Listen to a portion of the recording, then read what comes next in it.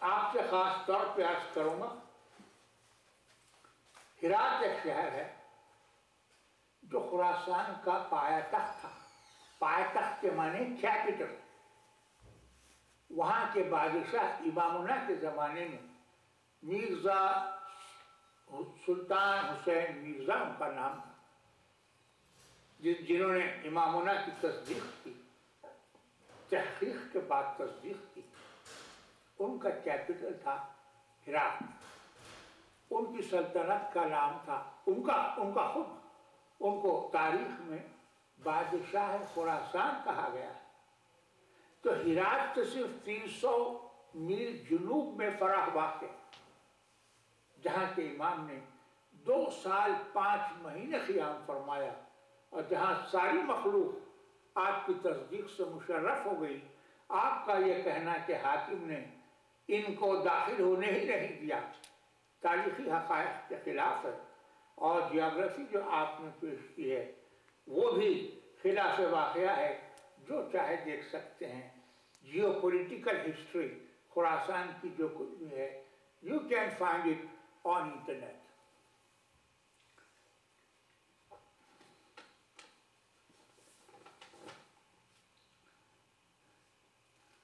آخری بات یہ ہے کہ ان کو توقع ہے، بری توقع ہے. ہمارے امام کا وصال ٹی وی سے ہو گیا. پہلی بات تو یہ ہے کہ یہ دعوی مہدیت کو غلط ثابت کرنے میں ناکامی کا نتیجہ ہے.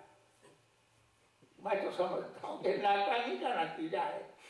جو چڑ کے غصے میں آ کے بالکل یعنی ہیلپ لیس ہو کے غصے میں کہہ رہے ہیں کہ ٹی وی سے ان کا انتقال ہو گیا. میری گزارش یہ ہے کہ آپ ذرا تحقیق کر لیجیے. ہمارے بچے بہت وقت خراب کرتے ہیں کمپیوٹر پہ بیٹھ کے، وہ تحقیق کر لیں. 1859 میں ٹی وی دریافت ہوا. اب ہم پہ اعتراض کرنے والے کہتے ہیں کہ 500 ساڑھے 500 سال پہلے ہمارے امام کو نعوذ باللہ ٹی وی ہو گیا تھا. یہ تو حد ہو گئی، یہ تو انتہا ہے. دیکھیے، پریجوڈس، ہیٹرڈ، اینیموسٹی، یہ مرض ہے. مرض ہے، حد سے بڑھتا ہے تو آدمی کے دماغ کو متاثر کر دیتا ہے. دماغ کا جو ساؤنڈنس ہے وہ متاثر ہو جاتا ہے. جب حد سے زیادہ پریجوڈس بڑھ جاتا ہے تو ایسی باتیں قابل لائق توجہ نہیں ہوتی. اس لیے ہم کو ایسے اعتراضات کو نظر انداز کرنا چاہیے، کیونکہ امامنا کا ٹی وی سے انتقال ہونا نہ ہماری کسی کتاب میں لکھا ہوا ہے، نہ ان کی کسی کتاب میں لکھا ہوا ہے. کسی قدیم کتاب میں یہ لکھا ہوا نہیں ہے. تو اس کو کیا کہا جائے گا؟ Imaginary television. امیجنری ہے. آپ عداوت، دشمنی، نفرت کی وجہ سے آپ ایک ایسی بات کہہ جاتے ہیں کہ جس کا کوئی وجود ہی نہیں ہے. تو اس کا کیا علاج؟ یہ تو ایک مرض کا اظہار ہے. خراسان میں امامنا کے دعوت اللہ کے واقعات بہت ہیں. صرف ایک واقعہ بیان کر کے فقیر اس گفتگو کو ختم کرتا ہے. خراسان میں بڑے حاکم تھے، وزیر تھے بادشاہ کے. ان کا نام تھا میر ذوالنون.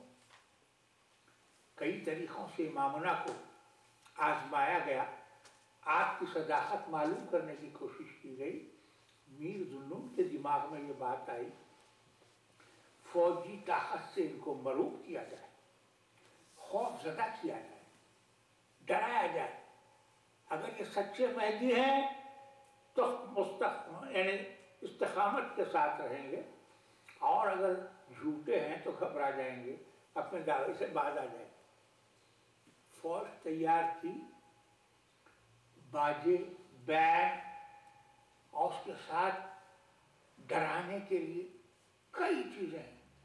جس مسجد میں آپ کا بیان قرآن ہونے والا تھا اس کے اطراف فوجوں کے خیمے لگا دیے گئے، درختوں پہ سولیاں لٹکا دی گئیں اب جب وزیر آنے لگے تو زبردست بینڈ کے ساتھ دھوم کرتے ہوئے آنے لگے، ہٹو بڑو کی آوازیں، خبردار ہوشیار کا شور، عوام کو ہٹا رہے ہیں اور ایک خوف طاری کرنے کی کوشش کی، حتیٰ کہ امامنا کی جماعت میں سے ایک صاحب نے آہستہ سے آپ کی خدمت میں عرض کیا، میرا جی بادشاہ کا وزیر فوج لے کے آ رہا ہے، ہم سے غور فرمائیں، کیا اثر پڑا؟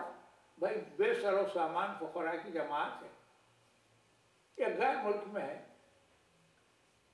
عرض کیا کہ میرا جی بادشاہ فوج لے کے آ رہا ہے، تو